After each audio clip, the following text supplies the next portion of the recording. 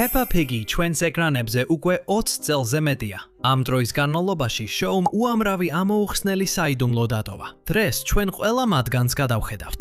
დავიწყოთ კითხვით, რომელიც ბოლო დროს ბევრ ფანს აწუხებს. ამ ახალ სეზონში მთხრობელის ხმა შეიცვალა. დღეს განსაკუთრებული დღეა.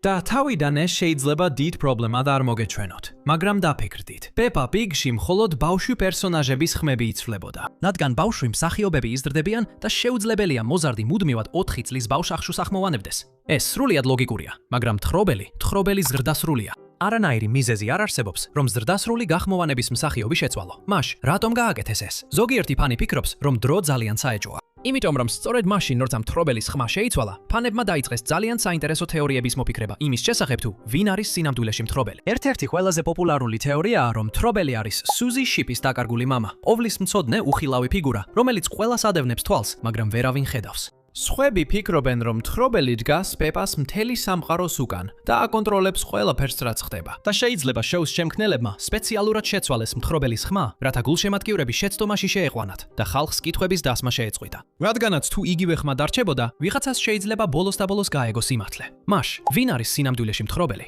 ჩვენ ჯერ კიდევ არ ვიცით. მაგრამ ფაქტი, რომ მათ ხმა ყოველგვარი ახსნის გარეშე შეცვალეს, ნამდვილად საეჭვოა. რა ხდება მისის კაუსთან? მოდი ეს დეტალურად განვიხილოთ. ერთ მომენტში შოუში Mrs. Cow ბატონ ბულზე ქორწინდება და ეს თითქოს ჩვეულებრივი ამბავია, მაგრამ აქ იწყება უცნაურობები. ადრინდელ ეპიზოდში Mrs. Cow ბატონ ბერთან ერთად ჩანს ეშმაკის ბორბალზე.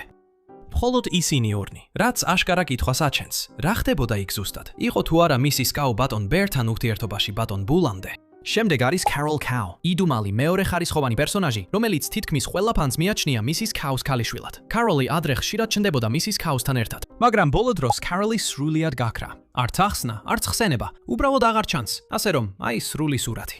Mrs. Cow-ს იდუმალი წარსული აქვს Mr. Bertan, შემდეგ ქორწინდება Mr. Bullზე, ხოლო მისი სავარაუდო ქალიშვილი უკვალოდ გაუჩინარდა. მეორე ხარისხოვანი პერსონაჟისთვის Mrs. Cow-ს შესახებ ძალიან ბევრი პასუხგაუცემელი კითხვა არსებობს.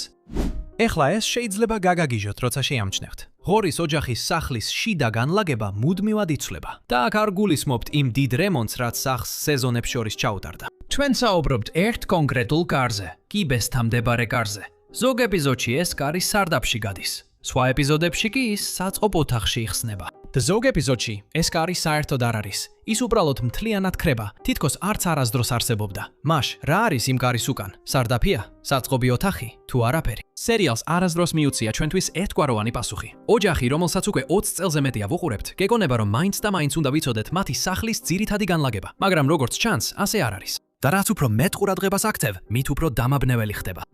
აი რაღაც, რაზეც ალბათ არასდროს გიფიქრია. რატო არ ვიცით თითქმის არც ერთი ზრდასრული პერსონაჟის სახელი? Peppa Pig-ში. დაფიქრდი ამაზე. თითქმის ყველა ზრდასრულ პერსონაჟს ამ მულტფილმში უბრალოდ დედას, მამას, ბაბუას ან ბებიას ეძახიან, მაგრამ ჯერჯერობით რამდენიმე სახელი მაინც გავიგეთ. Madam Gazelle-ის ნამდვილი სახელი გიგია.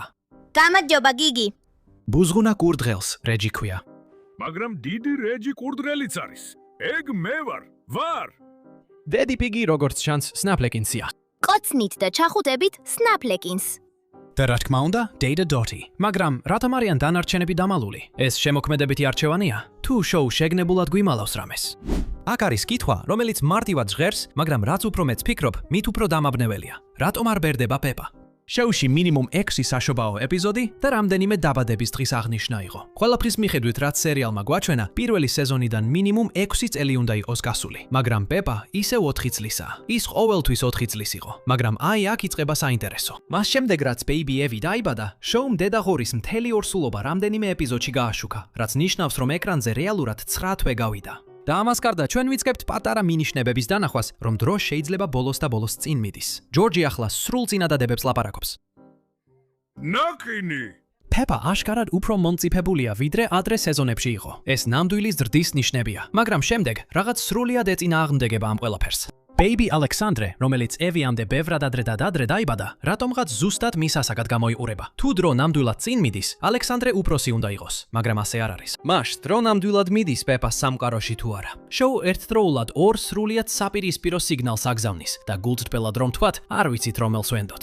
ყველა მიწის რომ Mr. Pokesy ქურდია. მან სცადა ბაბუაღორის ქათმების მოპარვა, ბავშვების საქველმოქმედო ღონისძიებიდან ნივთებიც აიღო და გაფუჭებული სათამაშოები გაყიდა დამჯდარი ელემენტებით. მტკიცებულებები აშკარაა, მაგრამ მაინც არავის არაფერი გაუკეთებია. პოლიციას ის არ დაუკავებია. სხვა პერსონაჟები მას არც დაპირისპირებიან. ის უბრალოდ დადის პეპას ქალაქში დიდი ღიმილით. ყველას ძარცვავს და ყოველ ჯერზე დაუსჯელად რჩება. ასე რომ კითხვა ასეთია. რატომ? ნუ თუ ის როგორවත් ახერხებს რომ მტკიცებულებები არ დატოვოს. ხალხი ავიწყდება, რა გააკეთა მან? თუ პეპას ქალაქში ყველა იმდენად თავაზიანია რომ არაფერს ამბობენ, ჩვენ ნამდვილად არ ვიცით. აი, ერთი საიდუმლო დეიდა დოთის შესახებ, რომელზეც უმეტესობას არც უფიქრია. ჩვენ ვიცით რომ ის დედა ჰორისდა, მაგრამ მერვე სეზონამდე მასზე არავის უხსენებია, არც ერთხელ. სახლში, სადაც დედა ჰორი გაიზარდა, მისი არც ერთი ფოტო არ არის. პეპას ბებია ბაბუას არასდროს უხსენებიათ რომ ორი ქალიშვილი ჰყავდათ. და აი ყველაზე უცნაური ნაწილი. ღორების ოჯახი უკვე იყო ამერიკის შეერთებულ შტატებში, სადაც დეიდა დოთი ცხოვრობს და ისინი მას არ ესტუმრნენ, არც ერთხელ. შემდეგ დეიდა დოთი გამოჩნდა მადლიერების დღეს, სრულიად გაუფრთხილებლად, ისე რომ არც დას და არც საკუთარ მშობლებს არ უთხრა რომ მოდიოდა. ასე რომ, რა ხდება სინამდვილეში? რატომ ალავდა ოჯახის ეს მხარე დეიდა დოთის ამდენი ხანი? და რატომ ჩანს რომ არავინ არის მასთან მართლაც ახლოს? ეხლა აი ერთი რამ, რაც სრულიად შეცვლის თქვენს შეხედულებას პეპას სამყაროზე. თუ შეგიმჩნევიათ რომ პეპა ნამყოფია ნიუ-იორკში, ტეხასში, იტალიაში, საფრანგეთსა და ავსტრალიაში და ყველა ამ ადგილას მის ოჯახს გარდა არც ერთი ღორის პერსონაჟი არ იყო. დაფიქრდით ამაზე. შოუში ყველა სხვა სახეობის პერსონაჟი ყველგან გვხვდება, ერთმანეთთან დაუკავშირებლად, მაგრამ ღორები? როგორც ჩანს, ერთადერთი ღორები პეპას უშუალო ოჯახის წევრები არიან და ეს წარმოშობს თეორიას, რომელიც ნამდვილად შემაშფოთებელია. ზოგიერთი ფანი ფიქრობს, რომ პეპას სამყაროში ღორები შესაძლოა გადაშენების პირას არიან, რაც ასევე ახსნიდა, რატომ ჩანს ყოველთვის ვიღაც, ვინც პეპას თვალყურს ადევნებს.